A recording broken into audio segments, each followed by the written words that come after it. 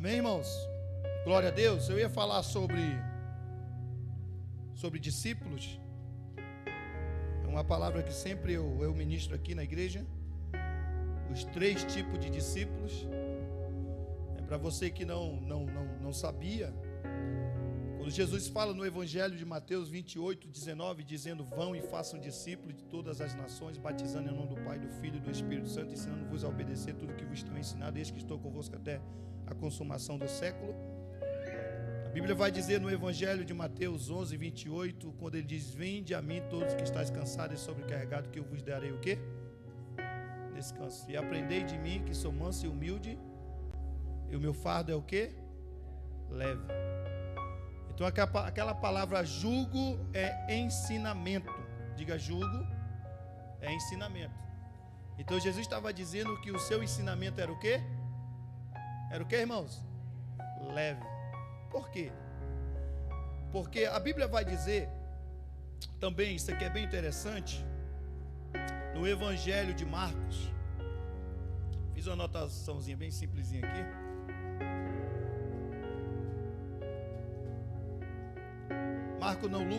Lucas 6,12, que Jesus foi para o monte orar, digo monte orar, e Jesus estava orando no monte, e quando Jesus desce do monte, Jesus então escolhe aqueles que ele o desejou para ser seu discípulo.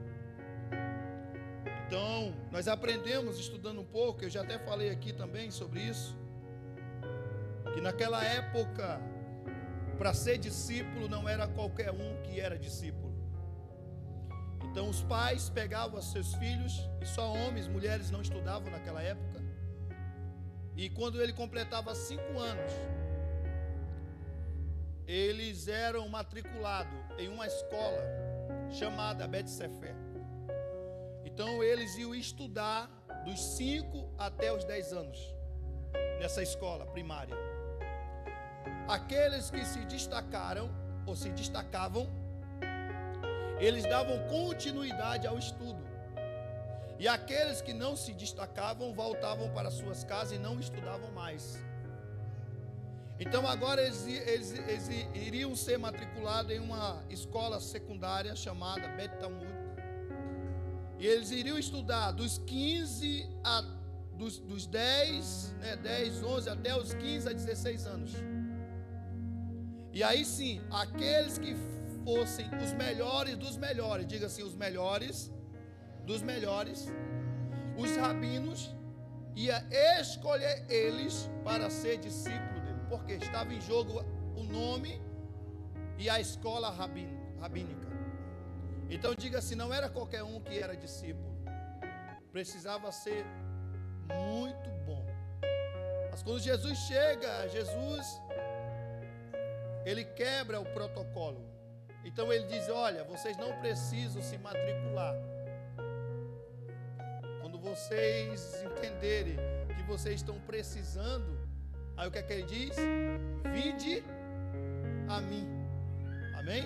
Vinde o quê? Tá bom? Era sobre isso que eu ia falar, tá tudo anotadinho. Mas como não deu para colocar, eu vou falar um pouco sobre o propósito. Olha para o teu irmão e diga assim, não perca a visão do propósito. Irmãos, nós precisamos muito não perder a visão do propósito. E eu quero compartilhar apenas um versículo da Bíblia. Hoje eu vou estar ministrando só um versículo da Bíblia. Tá bom? Então se eu vou ministrar um versículo da Bíblia, isso quer dizer que vai ser bem rápido, é ou não? Quantos minutos, quantas horas nós podemos ministrar, irmãos, em apenas um versículo da Bíblia? Várias horas. Porque a Bíblia é o quê? Riquíssima. É por isso que hoje eu compartilhando mais a minha esposa, gosto muito de conversar com ela, aprendo muito com a pastora. Vocês sabem disso, eu não tenho vergonha de falar que os primeiros versículos da Bíblia, quem me ensinou foi ela. O primeiro versículo da Bíblia, irmãos, que eu aprendi com a pastora Gilmara foi um versículo bastante forte. Eu pegava na mão dela, ela dizia, você sabe o que está escrito tal e tal, né? Eu não quis dizer dizer isso, tá? Tá bom? Vocês sabem quem é o pai da mentira. Ou seja, ela estava ali já dizendo assim, ó, não minta para mim não. Então, mas muitas das vezes sentamos ali na cama e ela dizia, Leandro, pega aí o caderno e a gente vai estudar junto. Aí depois eu peguei aquilo como um desafio para mim.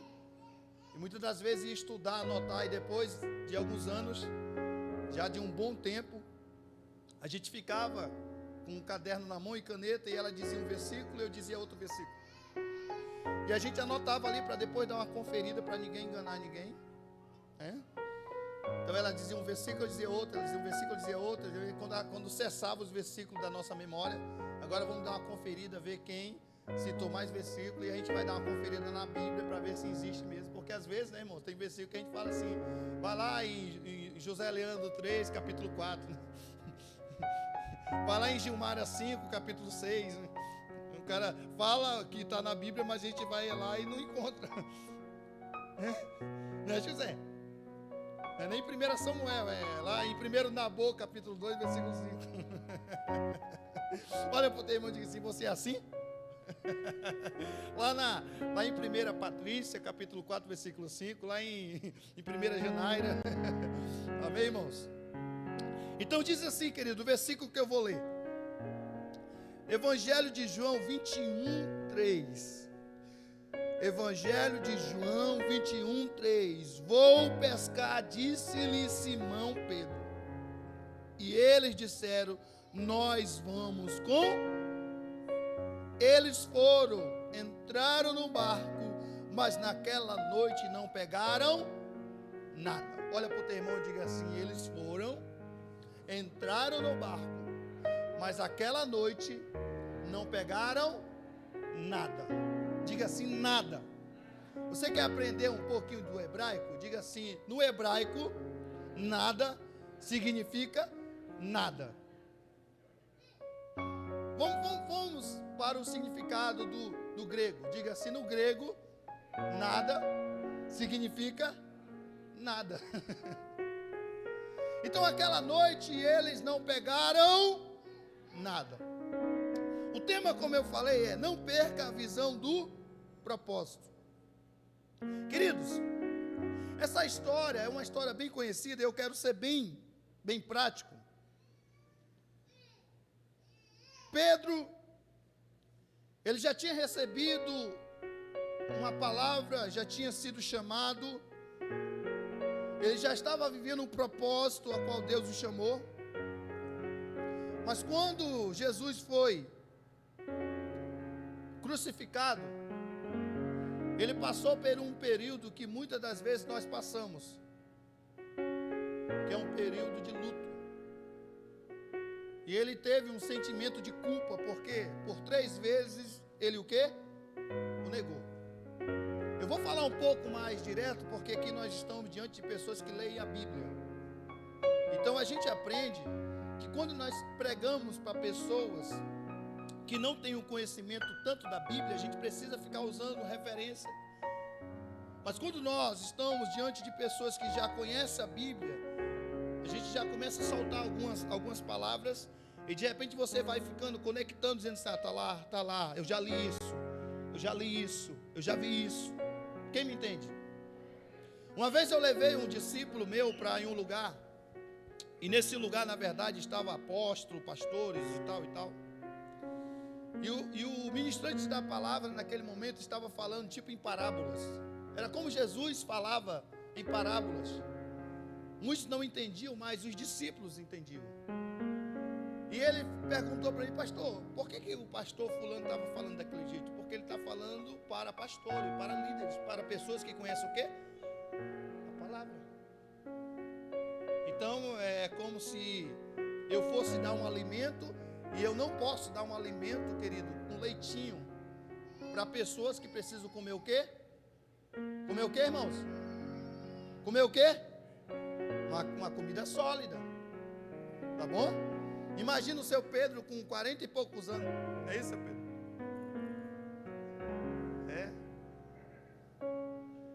É porque esses dias lá eu comi um peixezinho. Vou fazer uma médiazinha para o senhor. a esposa dele com um mingauzinho para ele. E dando na boca dele. Seu Pedro trabalho pesado. Cimento. Irmãos, com quantos dias o seu Pedro estava ali arriado?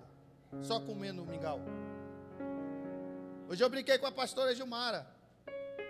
Ela falando assim, eu falando assim, amor. Ela dizendo assim, tu não tem cara que trabalhou no pesado. Você que pensa. Quando eu era criança, arrancava mandioca, plantava mandioca, plantava milho, plantava isso, plantava aquilo. E aí a gente brincando, né? Falei, quando você era criança, você tomava um cafezinho, era um pãozinho. Eu não, era quebra-jinju. Não é isso? Quem é da roça? Então, de manhãzinho, o que é que a gente come? Um leitinho com um pãozinho com manteiga? Nada, minha amiga. É o quê? É um feijãozinho com charque, uma macaxeira, é um pão de milho, um negócio pesado. E aí ela olha para mim e fala assim, mas tu não tem cara que tu era trabalhador quando era novo. Amém, irmãos? Então, queridos, imagina um cara que trabalha no pesado, na roça, antes de sair, tomando um leitinho quentinho, um Nescauzinho, indo para um cabo da foice, irmãos. Ele aguenta por muitos dias? Sim ou não? Então tem muitos crentes que já eram para ter mudado a sua alimentação, mas por não mudar a sua alimentação, vive o quê? Fraquinho dentro da igreja, reclama por tudo, critica por tudo, é insatisfeito em tudo. Olha para o teu irmão e diga assim, se você é alguém que critica, que está insatisfeito em tudo, que vê defeito em tudo, muda a tua alimentação. Fala aí, irmão, para essa pessoa, diga, muda a tua alimentação, rapaz. Olha, você está tão grandinho, tomando leitinho. É para dar glória, irmãos. Então vamos entrar em concordância comigo. Quando alguém for até você e começar a murmurar, começar a criticar, começar a falar, começar a ver, falar assim, ei, você não é mais bebê, não.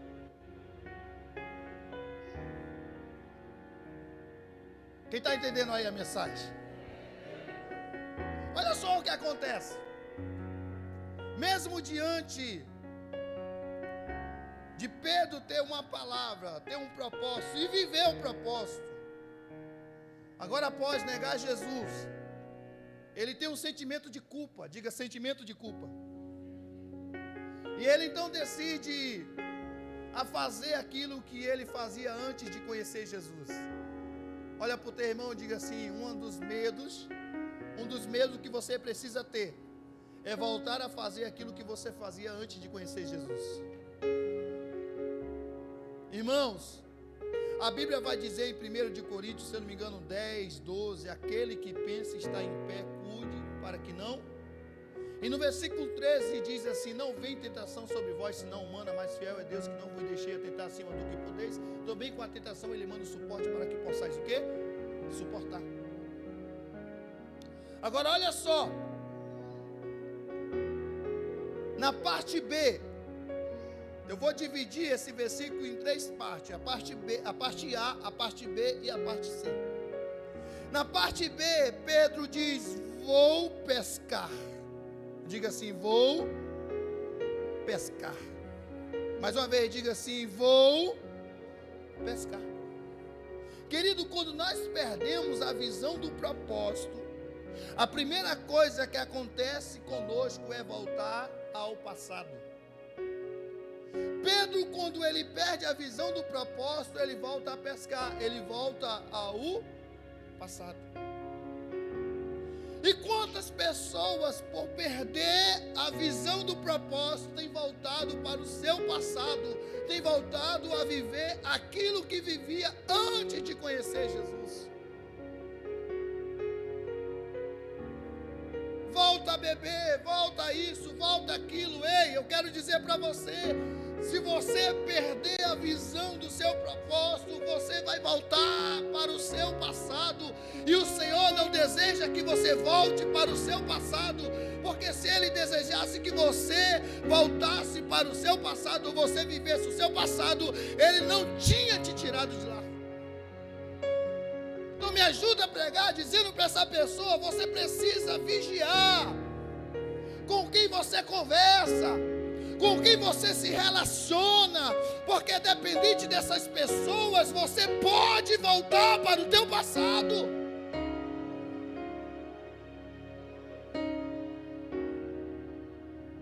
Diga a ele: volta a pescar. Ele volta para o seu passado. Diga assim: quem perde a visão do propósito, volta ao passado. Segundo ponto, eu vou agora usar a parte B desse versículo. Quem perde a visão do propósito, torna-se influente ou uma influência negativa. Olha o que diz na parte B. Eles disseram: nós vamos com você. Colocou o versículo aí? Coloca esse versículo para nós, só o 3, na NVI. Querido, quando Pedro perde a visão do propósito, ele volta para o seu passado, agora ele torna alguém influente. Ele torna uma pessoa influente de forma o quê? Negativa. Olha para o teu irmão aí, olha bem na peteca do olho dele, diz: ei, não vale a pena voltar para trás, tem muitas pessoas se inspirando em você. Querido, às vezes nós não temos, sabe, a dimensão de quantas pessoas têm olhado para nós. Às vezes nós não conseguimos enxergar, nós não conseguimos ver da mesma forma que algumas pessoas têm olhado para nós. Quantas vezes, querido, eu e você já pensamos em desistir, já pensamos em parar, ou então estávamos naquele dia, sabe aquele dia que dá vontade de chutar o pó da barraca, e de repente Deus envia alguém até nós e diz: olha, eu tenho uma admiração tão grande, tão profunda em você, sabe, eu oro a Deus para que um dia eu seja igual a você. Quem já passou por essa situação aí? E a gente fica pensando: meu Deus, a gente fica só, sabe, dentro de nós, pela misericórdia, misericórdia, meu Deus. É assim ou não? Então Pedro, quando ele perde a visão, quando ele volta para o seu passado, ele torna uma pessoa influente ou tenha influência negativa.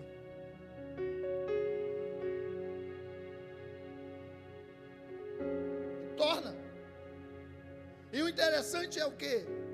É que torna influente negativo no presente. Porque aquelas pessoas agora que estavam olhando para ele, vendo ele voltando a viver a vida que ele vivia antes de conhecer Jesus, eles também desejam. É por isso que uma vez Deus deu uma palavra para minha esposa, dizendo assim: olha, vocês precisam viver o fogo das carroças. Você lembra o que foi que o profeta fez? Ele queimou o quê? E fez o quê, irmãos? Pegou o boi, matou e fez o quê? Churrasco. Se ele não queima as carroças, se ele não mata o boi, no dia mau, como o apóstolo Paulo falou que haverá dia o quê? Mau.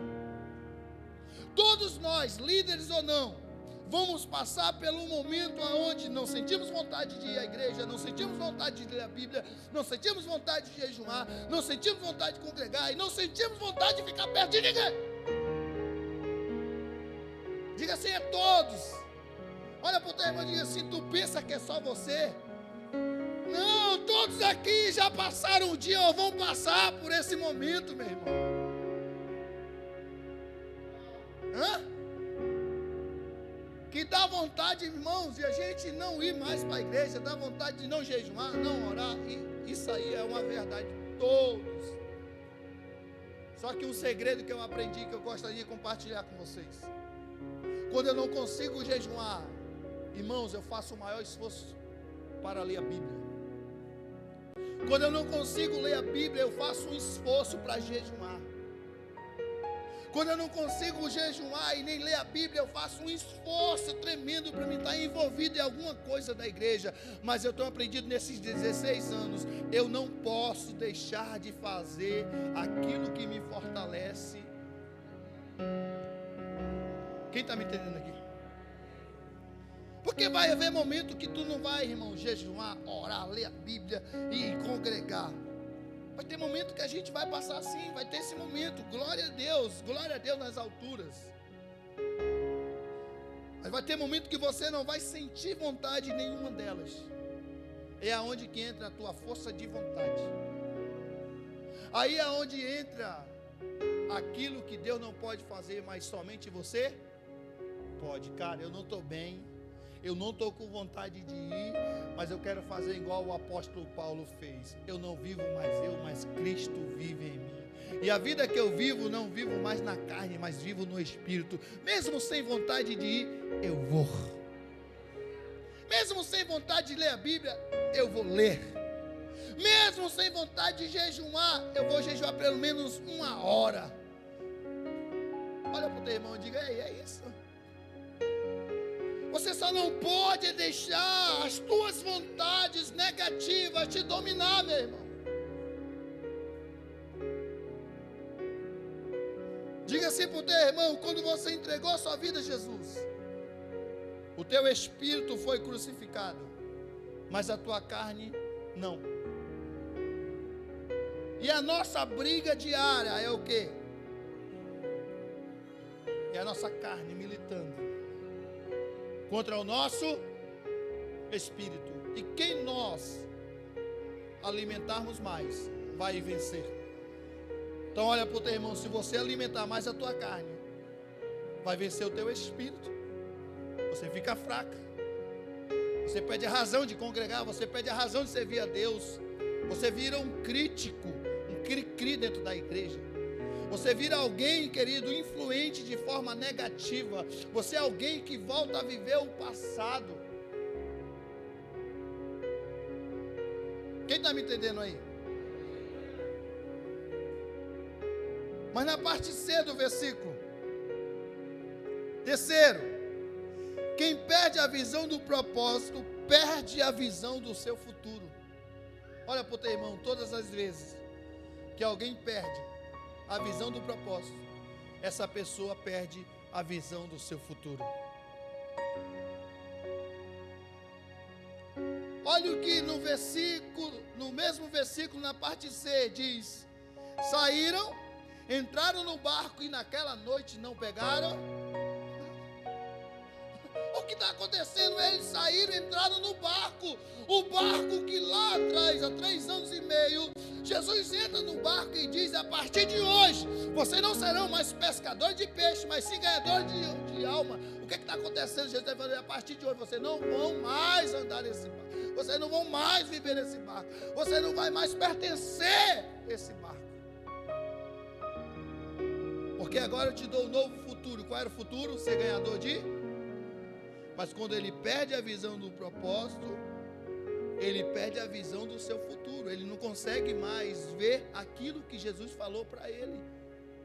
Ele não consegue mais ver que ele seria um ganhador de alma. Ele não consegue mais ver que Deus tinha liberado algo através de Jesus na vida dele, meu irmão.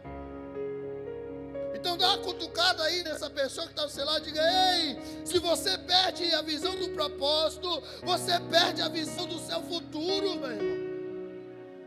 E qual é o futuro que o Senhor, querido, tem para mim e para você? É andarmos na direção dele. É sairmos da direção que nós vivíamos e agora andar na direção dele. Sabe, a nossa vida é com Deus, é como nós entrarmos no rio. Quem já entrou no rio aí? Como é que a gente entra no rio, queridos? A gente vai andando, né? E quanto mais nós entramos no rio, o que é que acontece? Nós vamos perdendo o controle. Sim ou não? É ou não é verdade? Quanto mais fundo, a gente vai perdendo o controle. E vai chegar o momento que os nossos pés não vão tocar onde? No chão. E agora nós estamos no controle da água. A vida com Deus é assim. Sabe, querido, se você ainda se ofende, é porque ainda tu estás no controle. Tu ainda está pisando no chão. Sabe, quando você ouve alguém falar de você, que você diz, eu vou lá, quem é fulano para falar isso de mim? Não, eu vou desistir, eu vou parar, porque fulano fala demais. Tu estás no controle ainda. Fica chateado por qualquer coisa, está no controle ainda. Você precisa estar na direção do Senhor. Você precisa ir para um lugar mais fundo.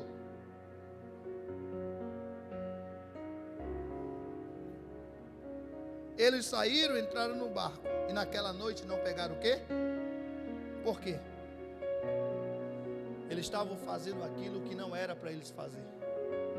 Eles estavam no lugar que não era para eles estarem.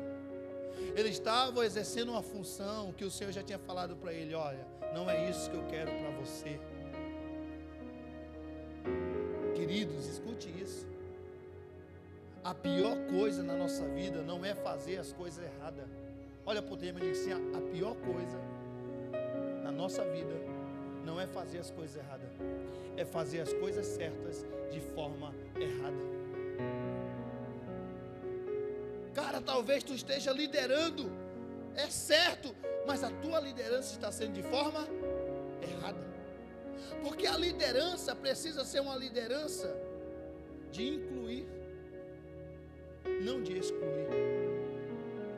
Tu é um líder que não consegue atrair ninguém. Sabe, queridos, olha o que Deus fala no meu coração sobre aquela mulher que o profeta chegou até ela e o profeta fez a multiplicação do quê? Do quê, irmãos? Do azeite. Olha para o teu irmão e diga assim: azeite. Não, mais forte, diga azeite. Aquela mulher,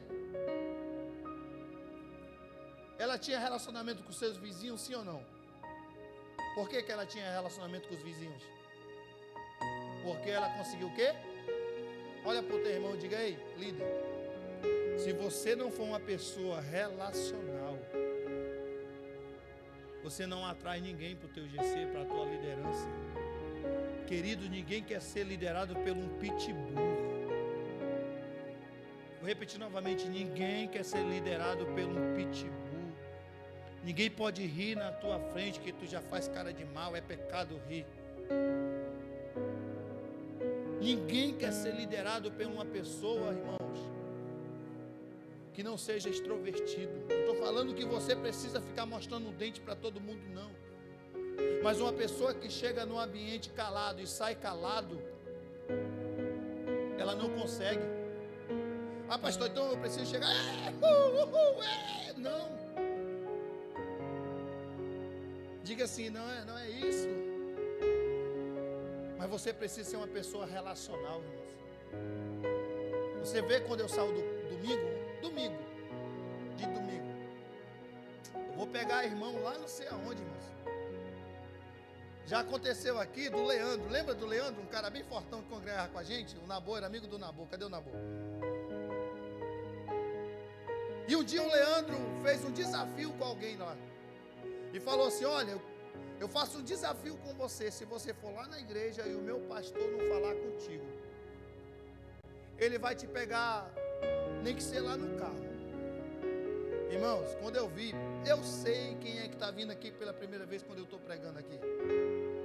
Vocês veem que eu não fico olhando fixamente no olhar de alguém, assim, em alguém, mas eu fico sempre assim, mas eu sei. E assim terminou o culto, irmãos, eu saí daqui, ó, a igreja era bem menor. Querido, quando o cara estava ligando o carro, eu cheguei lá e falei: ô querido, eu vi que você está aqui pela primeira vez e tal, quem te convidou? Já foi o Leandro, beleza.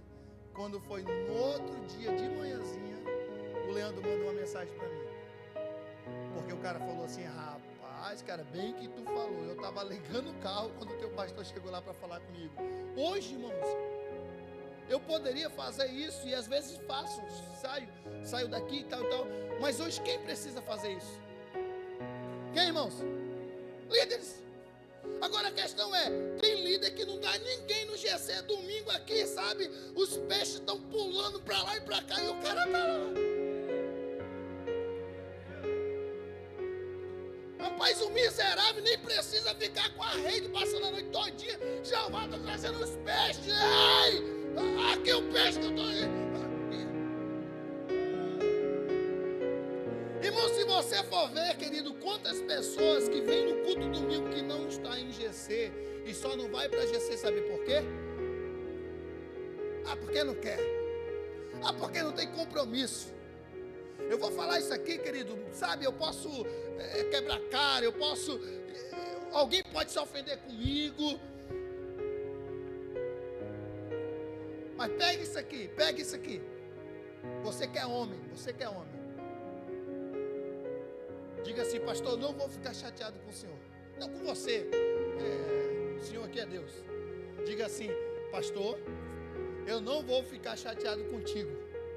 Com você. E se você ficar chateado comigo, eu estou com 9 anos que pastoreio aqui. E eu tenho um segredo. Cara, jejuma 3 dias por mim. Jejuma assim, 3 dias, sem comer nada, só tomando líquido.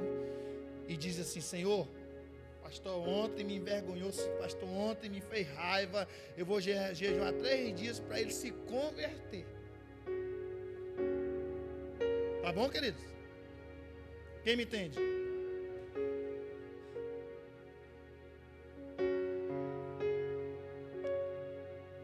Posso falar, amor? Posso? Queridos, se eu fosse um líder da Nova Unção hoje, é porque vocês precisam entender que tem muitas coisas aqui na igreja que eu como pastor não posso fazer mais. Um dia eu estava limpando a frente da igreja e tal, e eu toda alegre, limpando, arrancando os capim e tal, e eu alegre, porque sabe, o que eu mais amo é fazer isso e tal, e eu alegre, o Senhor falou assim, que alegria é essa? Eu falei, eu estou limpando aqui o quintal, eu estou limpando aqui a frente da igreja, e o Senhor falou assim, meu filho, alegria você poderia ter se tivesse alguém limpando, porque aí sim você estava fazendo o propósito de Deus, o reino de Deus, fazendo discípulos. Quem está me entendendo aqui? Irmão, Jesus poderia fazer tudo o que ele fez sozinho, sim ou não? Algumas coisas que Jesus fez, os discípulos tiveram influência, sim ou não? Não. Mas por que Jesus escolheu 12 homens para caminhar com ele? Porque a dinâmica do reino de Deus é fazer o quê? Discípulo. Cara, se o Vitor estiver aqui 15 anos cantando, e ele não levantar ninguém para cantar, foi um fracasso o ministério do Vitor. Se eu passar 9 anos aqui, só eu pregar, e eu não levantar ninguém para pregar, o meu ministério é um fracasso. Você quer ver um exemplo, irmãos? Esse ano aqui nós perdemos quantas pessoas? Perdemos não, nós enviamos quantas pessoas hoje? Assim, sem te contar.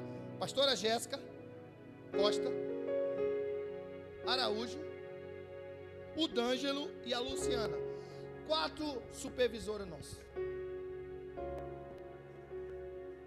4 o quê? Potente. Todos eles são o quê? Hoje eles estão fazendo falta aqui na igreja hoje? Estão ou não? Então não. Por que não estão fazendo falta? Porque Deus levantou outras pessoas. Porque essa é a dinâmica do reino, irmãos. Hoje eu falei para o Nabô, daqui a uns dias se eu te enviar, tu vai fazer falta aqui? Não. Porque o Nabô vai deixar o Jefferson, o Rivelindo, quem mais que ele está discipulando? Natanael, o Edilson. Então se o Natal for, um desses vai se destacar e vai se posicionar no lugar de quem? Do Nabô. Porque o reino é esse, irmãos. O reino de Deus é esse, é isso. Vai, pastor, fala. Que dê vergonha na cara, fala. Hoje nós temos pessoas aqui que elas não conseguem ir para o teu GC. Não vou falar nome. Mas se você fosse lá na casa dele buscar ele seria uma pessoa que poderia participar do GC com você.